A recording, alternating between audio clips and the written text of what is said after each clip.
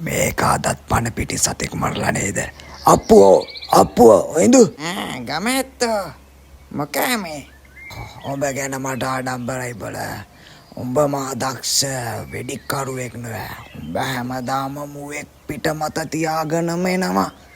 අඩේ බොල මටත් ඕක අත්හදා බලන්න ආසයි.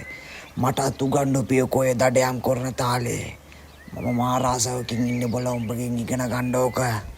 ඕක මොකද්ද ගමැත්තෝ? වරෙන් ඇයි බොලන් හිට ඉතින් මගෙත් එක්ක යන්න.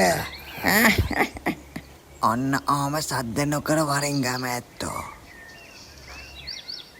ඒ ඉන්නේ ගමැත්තෝ අපි හොයනේ උන්. ඔන්න උන් තමයි අපි වෙඩි තියන්න ඕන. එහෙමයි බොල.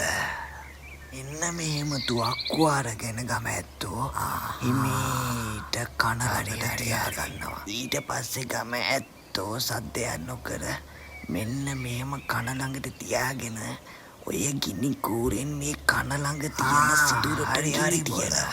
හරි තේරුණා. දෙන්නම් මං ඔබට අහිංසක සත්තු මරනවට හොඳ පාඩමක්. ඕක තියපන් ගමැත්තෝ කන ළඟින්. අය උඹ අහිංසක සත්තු මරනවද? ඔන්න ගමරාල කරපු වැඩෙන් අප්පුවා හොඳ පාඩමක් ඉගෙන ගත්තා.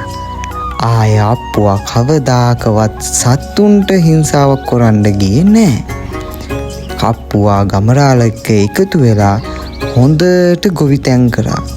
අප්පුවාට පුළුවන් වුණා ගමරාලට වැඩිය හොඳ ගොවියෙක් වෙන්න.